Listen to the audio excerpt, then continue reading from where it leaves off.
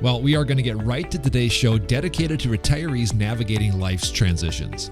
Today, we explore the vital role of routines, especially during significant life changes like retirement.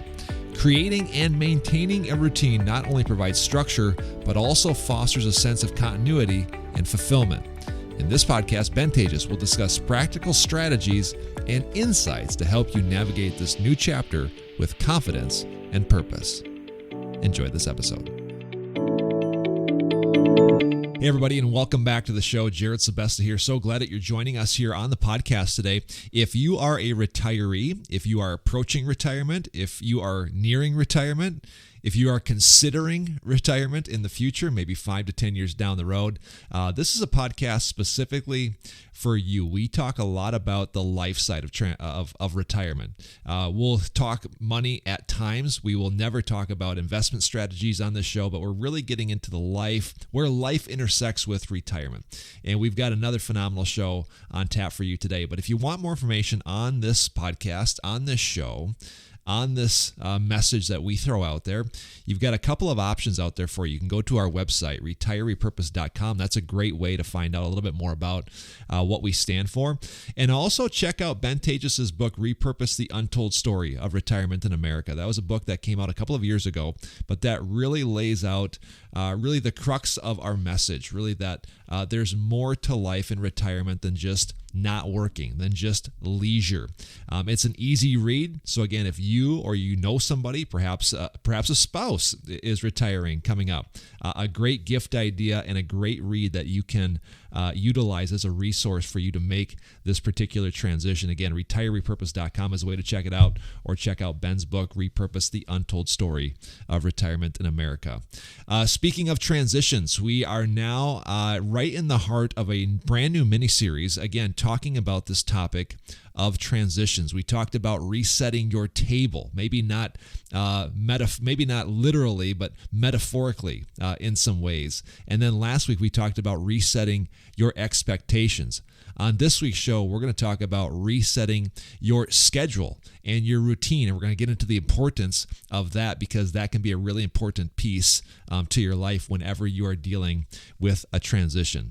Ben Taatjes joins me on the show now, and again, you've been in the retirement planning business for 20 years, and lots of times, not only are you looked upon as a financial advisor, which you are, but maybe a little bit of counseling, coaching, but really helping people through life's transitions, especially when it comes to this part of retirement.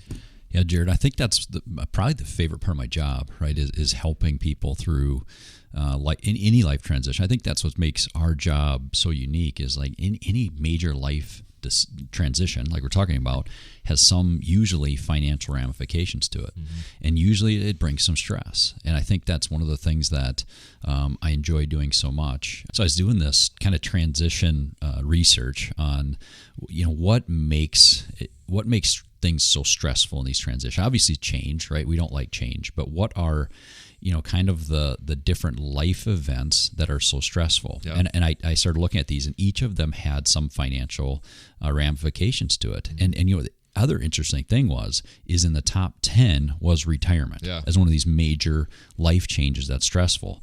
So it kind of walks you through, I think there's 43 different life events, and then you total up your score. It's called the Holmes-Ray Life Stress Inventory. Okay. Kind of getting an idea of how much stress is in our life and how many of these things that you're dealing with on a given year, and then they assign some points, and you can kind of see where you're at. And I looked at number 1 is death of a spouse, then it's divorce, then it's marital separation, and then number 4, detention in jail or other institution. Big life change, problem, obviously. Yeah. And then major family illness, death of a close family member, and being fired at work, marriage, and then you get to retirement. And it just kind of goes to show you, retirement is typically seen as like this positive life change. Yeah. Most of those other ones are not, except right? for marriage. Except for marriage. Marriage is slightly above. Is slightly above. Yeah, right there with the incarceration. But every life event has some financial ramification to it, or something that allows us to come in and counsel, but they also bring some level of stress. Yeah. And if you have several of these going on at once, right, it increases your stress even more. Yeah.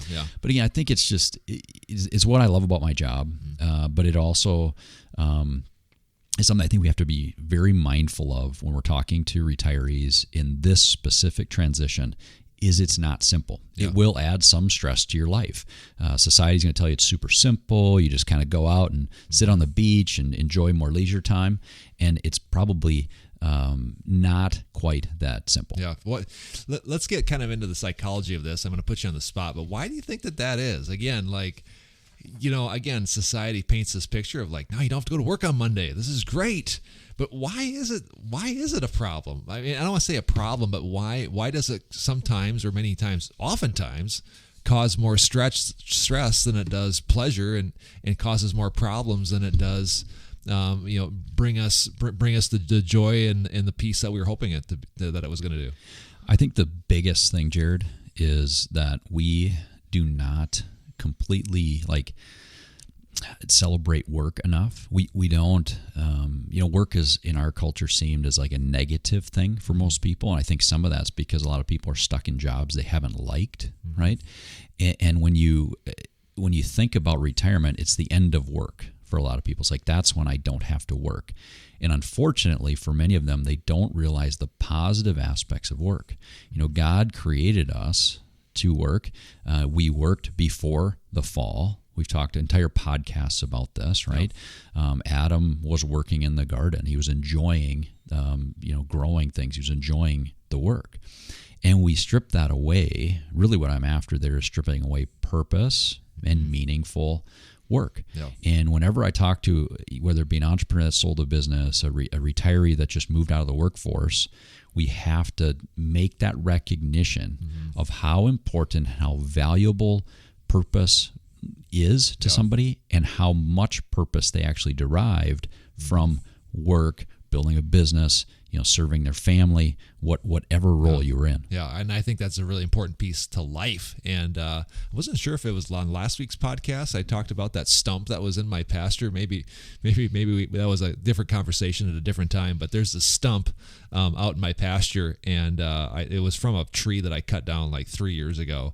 And God forbid I cannot kill this thing for the life of me. I've cut it up. I've buried holes into it. I've dumped diesel fuel on it, lit it on fire, and this thing just relentlessly grows. And I use that as an example for people, whether retired or not. Like, that's kind of at your baseline in your soul is to grow and to add value, and to you see that in nature. Again, this silly tree stump is just kind of an example of who we are. And to your point, when you take that away, it's like you're getting out of alignment with how you were created, and it will make you feel off. And I think that's why so many people feel off when they eliminate work or those things that gave them platforms to showcase kind of what makes them tick and to add value. And I think, to your point, when you take that away, lots of times, again, it ends up adding stress, as seen by research, than it does really give fulfillment, which is the way it's portrayed.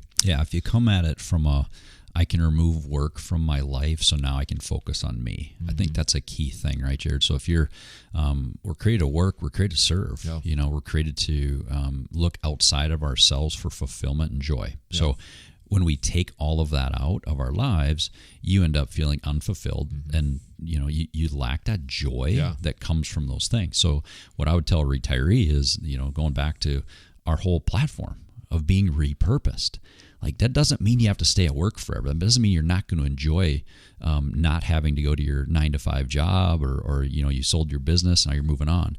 It can be an incredibly fulfilling time of life, and it should be. Yeah. But you have to keep those purposeful activities. You have to look at what made work great, keep that in your life, and then you get the best of both worlds. You get more free time. You get the ability to, really set your own schedule and pursue new things, and you get to feel, the benefit of real rest.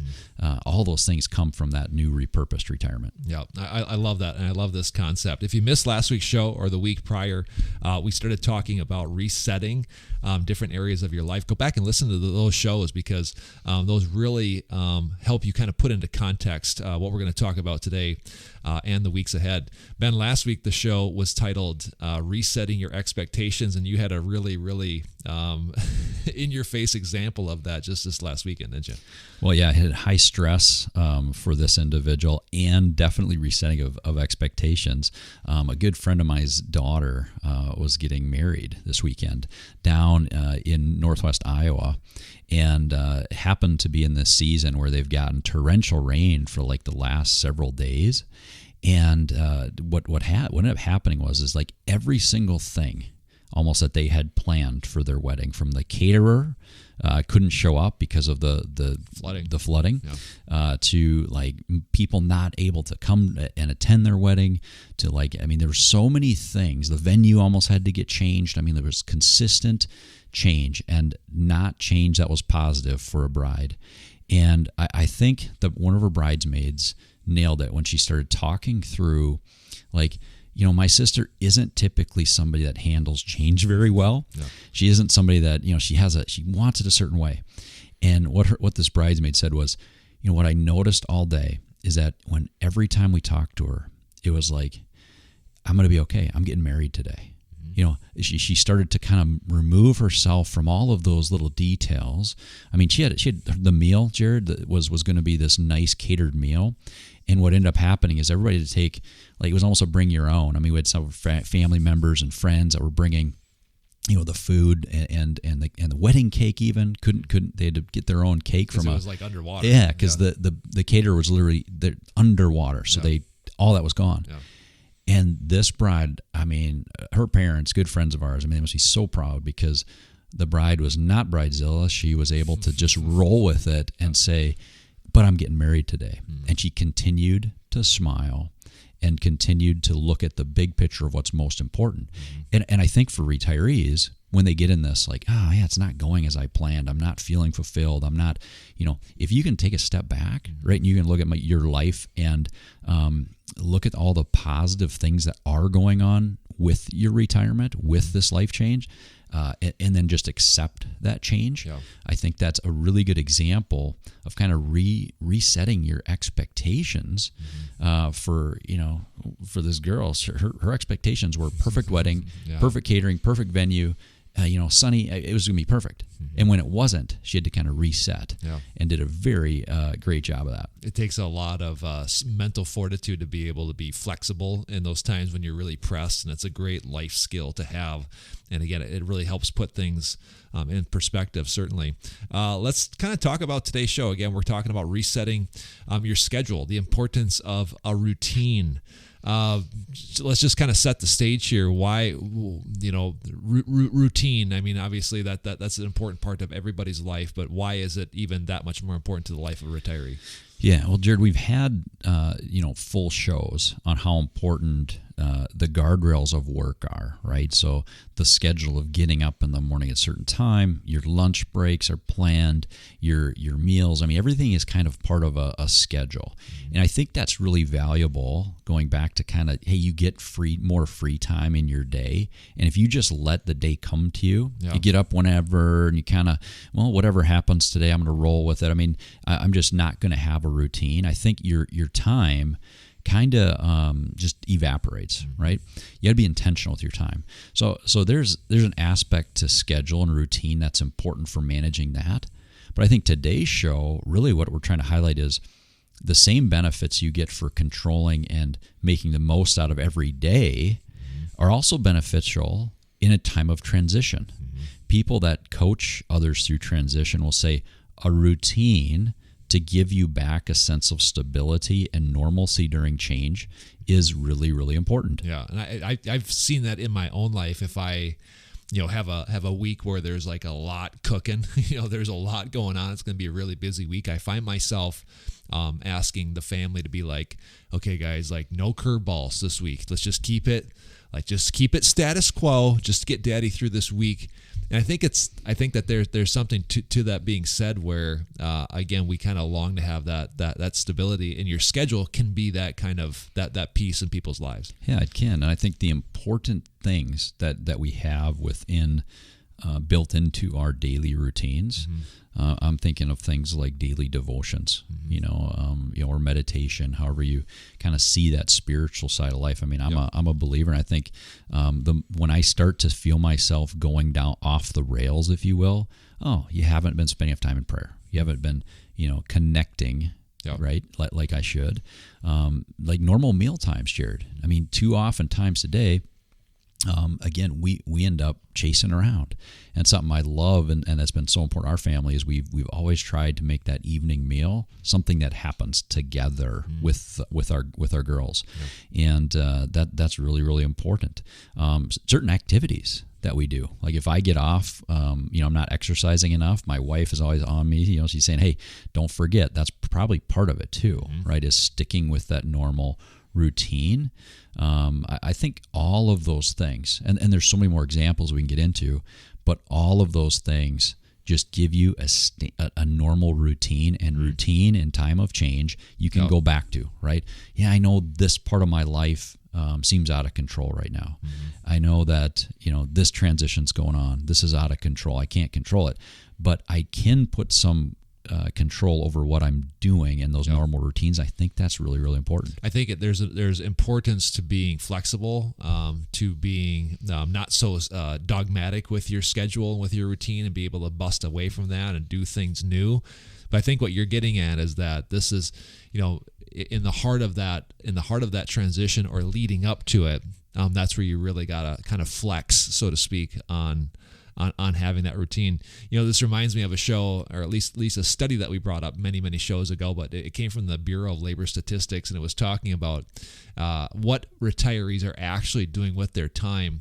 And again, to juxtapose these two positions, society will tell you that you remove work, and all of a sudden, bam, you're on a yacht and you're traveling the world, and in most cases that really isn't the case. The reality is that when you retire, you're just getting back some of your time throughout the day and throughout the week. And studies say that really what you got back was, in essence, about 8 to 9 hours a day. That's really all it does. I mean, if you really look at retirement, that's all it did, is it just gave you back that time where you didn't have to go into your job or your career or your business. And this study broke down really what are retirees doing with their time. And it said that upwards of almost 6 hours of that 8 hours was literally spent watching TV, which was shocking. When it came to rest and relaxation, about an hour, above and beyond what they normally would do. Socializing was about 45 minutes. And travel, we think that we're going to do all this time traveling. It averaged out to about an extra 3 minutes a day that we were actually doing more traveling. Bottom line is, to your point, man, if you don't get super serious and intentional about your time and your routine, it will get eaten up. And I think that this is a really, really bad route to go down when it comes to really anybody's life, but especially to a retiree, just doing idle time and kind of non-productive time.